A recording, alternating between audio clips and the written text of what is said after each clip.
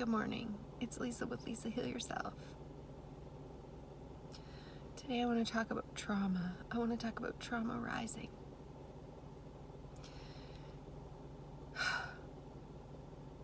It's been a week of trauma, personal trauma rising for me. I don't even know where to begin. Okay, I gotta get out of here. I'm just leaving my family doctors. I haven't been here. I didn't even remember what he looked like. I haven't been here probably in 8 years. Hang on, I gotta pay to get out of this parking lot.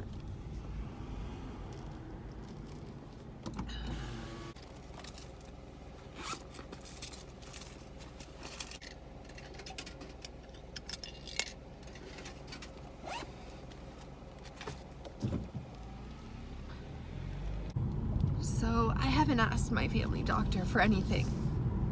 I don't take up the beds. I've never asked him. Today I went and I asked for his help. I asked for a medical exemption, and it went pretty much how I expected it to go. But I asked for a medical exemption for myself and my family. What I've been through, how pharmaceutical medications destroyed my life, how I was a casualty, how I had no help, how I had to claw my way back to health on my own. And I just asked him as a human being for help now. I said, listen, I've never asked you for help. There was no help. But now I'm asking you for help. I'm asking for your compassion. I'm asking for you to ensure that I and my family never have to relive this experience, that I will never have to go through this again, because it's been a long journey.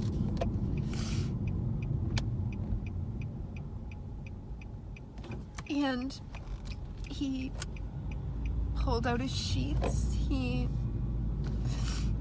looked at them and said, that reason doesn't exist on this sheet. I'm sorry, you would have had to have a reaction to this prior. You would have had to have had a reaction from your first stick, which we don't have data on because you haven't had the first stick.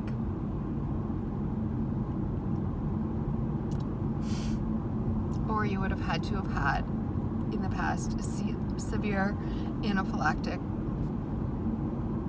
allergy reaction to one of the ingredients listed in here, and none of that's recorded on our chart. So even though you are sensitive to medications, and even though you've had this horrible thing happen to you, I'm sorry, but my hands are tied. There's nothing I can do. We've been given clear orders, and we've been given clear direction not to let anyone out of this for any other reason. And I asked, what about trauma? What about complex trauma that I still live with? Does that count? He said, no, it's not a reason. There's no mental health reasons yet that would be allowed. So he looked at his sheet more than he looked at my eyes, which was, based on my history, based on what I've been through, I didn't expect more. But I was hoping for it. As a human being, you're hoping for somebody to look into your eyes, to see your soul, and to help. I assume he became a doctor because he has compassion.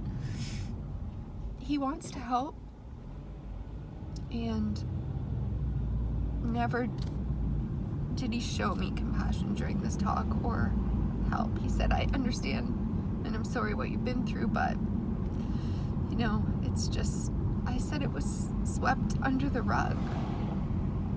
Unfortunately, you know, I know the dark side of these pharmaceutical medications. I lived it, and I can't risk that again. I cannot risk that for myself or my family. Please have some compassion as to what I've been through over the last decade. You're my family doctor. You know, I've never asked you for anything, but I'm asking you for help right now to ensure I don't have to live this again. I looked at his papers. So this is our direction. Hopefully your life won't be impacted too much by this. Hopefully, you know, if you don't do that much anyway, it won't be impacted. And as of right now, you know, children are still allowed to do things, so hopefully it won't impact them either. And I'm thinking, hopefully this won't impact my life. You know, this is deep, complex trauma that I live with every day. And this is just sort of the end of it this week. It's been a week full of this. This vaccine is causing me trauma daily. I have my husband's parents who both are going through some cancer scares, and my mother-in-law just had a mastectomy for a breast cancer, and we wanted to go visit them on the weekend and sit outside and visit. And unfortunately, they don't want to see us because we haven't gotten the recommended things. And it's heartbreaking for my husband and myself. We just love them. We want to support them on something that they're going through. We realize there's a lot of fear. You know, we were going to wear masks, sit outside, distance, you know, 6, 9, 12 feet apart, whatever it took. And it just, the trauma's been rising all week. Like, what's going to happen to my family? My children never going to see their grandparents again? Is my husband going to get this? You know, he's conflicted. He knows my story, but he didn't feel it, right? He watched me go through it. He lived it. He was part of it. He understands, but he didn't feel it. He didn't feel what it feels like. And he works for a company, a big company, and I'm sure, you know, he doesn't want to lose his job. He wants to be able to see his parents. And I want to be able to support him in his choices. But it's hard. It's hard because it hits my trauma. Right? It hits my trauma. The part of me that says, but if you loved me, you would remember what happened to me. It would be significant enough to you to make a different choice. And that's wrong because he does love me. And that's assuming that his best interests and what he believes are the same as mine, which no two human beings are ever the same. But it's hard. You know, it's hard to have a marriage that feels like is getting fractured, family that's getting fractured, pressure's coming down. It's hitting my trauma everywhere right now. I'm afraid that if he gets the thing and I don't get the thing, where will that leave my children? My sole job on this earth. What kept me going through those moments of horrific head-to-toe electrocution, burning it on fire, feeling like I could not survive another second without taking my own life because it was that bad and I had no resources. from the damage from those pharmaceutical medications. And the thing that kept me going, you try to make meaning of it, make sense of it, and you say, they need me, and when I get through this, I'll make sure this never happens to them. That's my job now.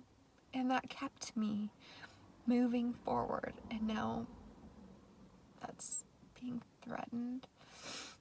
My son is the magic number 12, and so there's a lot of things he won't be able to do now. A lot of sports, a lot of events. I don't want him to lose friends over this. I don't want him to be shunned. I don't want him... we've been through enough. There already has been isolation and loss and destruction and abandonment, and I don't want to relive that, right? I have worked really hard.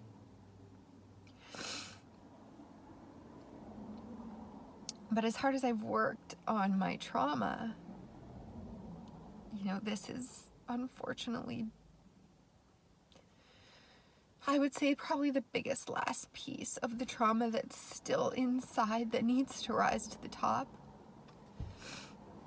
But it's so powerful, and it comes with years and moments and seconds and nanoseconds, and it comes with all the memories and the feelings I don't want to relive. And that's what trauma is. Trauma is the stuff you push down because it's too painful to relive. And it's stored with pain, and so it comes up with pain.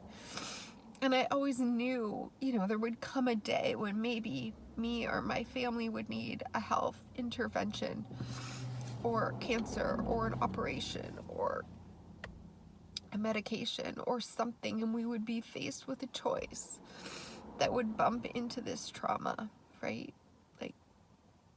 Because one person would want one thing and one person would want another.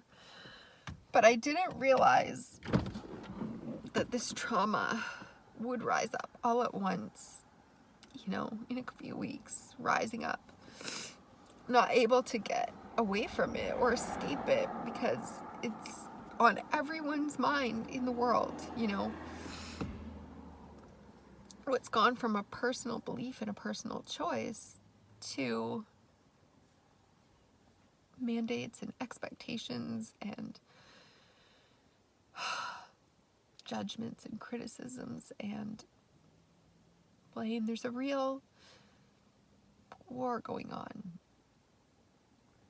in the world right now about this. There's a lot of anger, there's a lot of resentment on both sides, and fear. And I don't want to get caught up in that. I've lived through that. I've made peace. I've done a lot of acceptance and letting go and forgiveness work. That's what trauma is as it comes up to the surface.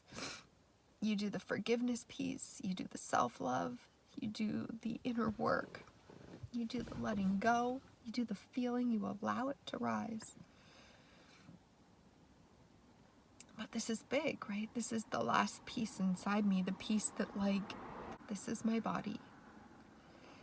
And I'll never put something in it again if it doesn't sit okay with me. I will never turn away from that inner voice. I will never take something that I don't trust just because someone says you have to, or you should, or you must. And that's kind of what I built my line in the sand on moving forward after what happened to me, and after I realized that I was it. Nobody was coming to save me or help me. The people who asked me to take the medication were done with me. They couldn't help me, and they moved on. The doctors moved on. The specialists moved on. It was up to me. And that's when I took my own personal power back and said never again. Right? I can't change the past. I can't change what I did, and I go back. I've done so much inner work, so much therapy, trying to let go of the moment that I wish I could go back and have made a different choice. But that wasn't reality. That was what happened. I did make that choice, and all that happened, and I can't undo that. And the only thing I can do is learn from it, grow, and make new choices going forward. And so these mandates, these external pressures, family pressures, marital pressures, internal pressures, the pressures I put on myself to keep myself and my family safe, it's all coming to a head, as they say, which I know from going through trauma and from teaching trauma therapy and from understanding deep and complex trauma, that this is a good thing. This is where healing takes place. When trauma comes up and breaks you open, that's where the light can get in. That's where the healing can take place, because as long as it's in there and you can postpone it or put it off or not have to deal with it or ignore it or suppress it, which is what's been happening, I guess. I mean, I thought I had made peace with it. But now that all this is happening in the world, and I'm actually in a situation where someone might say, you have to put this in your body. You must do this. It's causing me trauma that I didn't know I had. The fear of losing family, of being abandoned again, of not being strong enough, of not being okay, of not knowing what will happen between me and my husband and my family, and the anxiety that comes with that, and the upheaval that it causes to your nervous system, because your nervous system is looking, scanning, constantly wanting to feel safe, wanting to be safe. And it doesn't feel safe right now. Mine doesn't feel safe right now. I'm worried about my family. I'm worried about my children. I'm worried about my future. This is what happens. The mind circulates thoughts, worries, regrets of the past, memories of the past, and fear of the future. And none of it changes the present moment, which is, this is reality, whether I like it or not. This is the reality of the situation that we're in here on planet Earth right now. And in this political climate, whether I like it or not, this is the choice. To get the thing or to not get the thing. To stand firm and possibly lose everything and everyone, or to submit and face consequences that I definitely am not. Once was enough for 1,000 lifetimes, right? So I know I'm not going to choose that. I know I'm not, because I don't need to look at the statistics or read the stories or read the news to know what can happen. I understand it at a deep personal level, and I'm not willing to not listen to my inner voice again, to not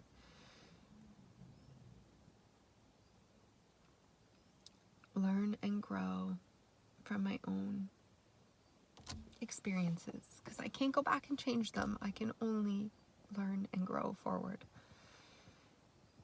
And so I know that I can't get this. I know I can't risk it. I know I can't let my children get it.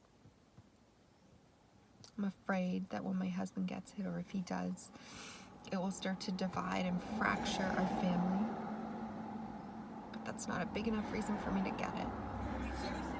I'm afraid that my children won't see their cousins and their grandparents again. But again, it's not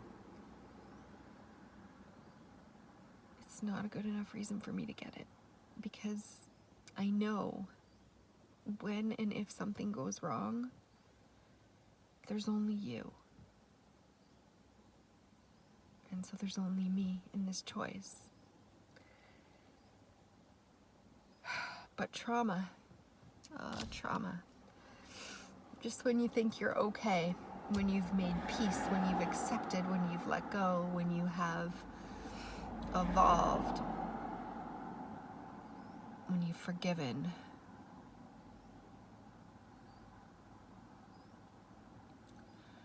the deepest part of the trauma can rise up. And I'm hoping that this means I'm about to come through a major healing crisis. That as things evolve in the world, and this is going to be hard, this is going to be traumatic, it's complex, it comes up with pain because it was stored with pain. I'm hoping that one day the trauma around this will really and literally be gone.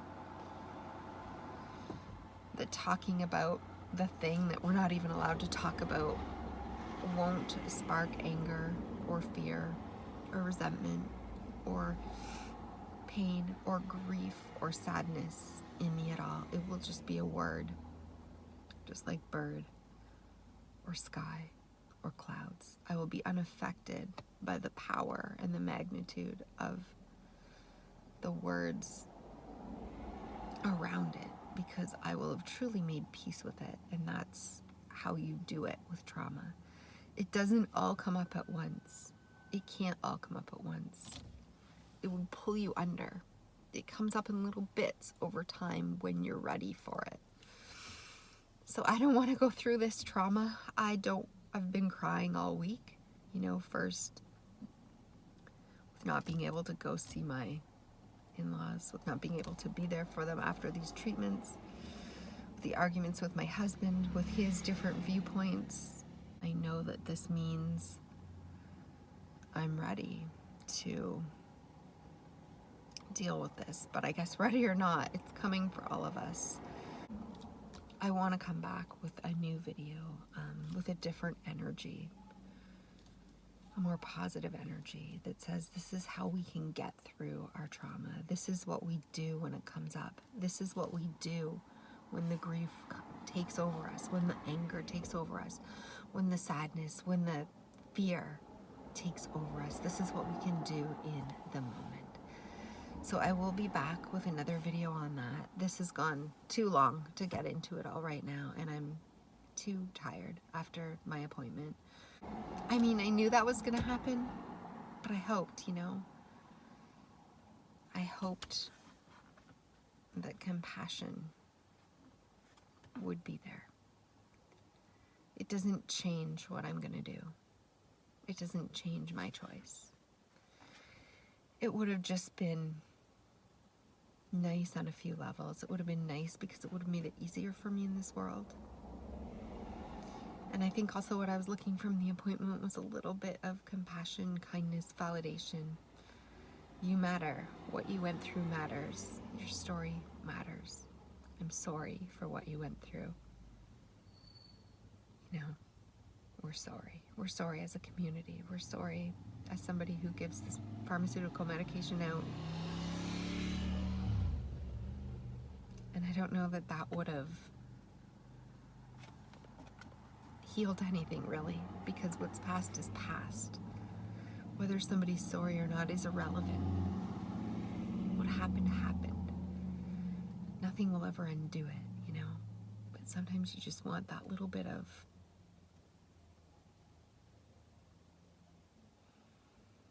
something, something. And that's when you remember that you can give it to yourself. I can give what I was looking for subconsciously from that doctor. I was consciously looking for him to sign the papers, but I was unconsciously and subconsciously looking for an acknowledgement, an understanding.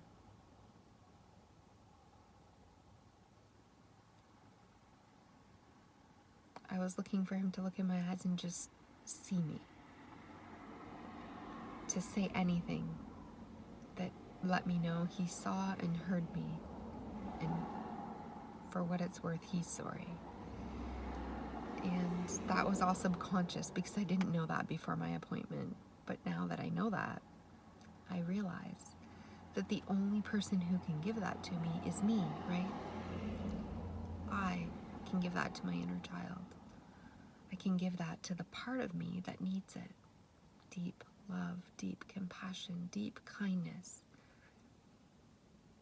a deep apology, a deep understanding, a deep empathy and sympathy and care, kindness. I can give that to myself, truly. And that's how you heal. You can't wait for somebody to give it to you. They're not going to give it to you. You're the one. This rests on you. All of it, all of healing rests on you. You must do the physical work. You must do the mental work. You must do the emotional work. And you must be the loving kindness. You must be the person, the parent, the doctor, whoever it is that you need to put your hand on your back and say, it's okay. It's gonna be okay. I love you no matter what. I'm sorry for what you've been through. So we're gonna move forward with a video saying how we can let go of our stories, how we can allow this trauma to rise, and practical things we can do to move through the trauma as it rises. We want it to rise. It's how we heal. But it's painful as it rises, and part of us wants to keep it down, keep it in, postpone it. Not now. Not this. But yes, now. Yes, this. You're okay. Breathe one moment at a time. All right. I'll see you in the next video.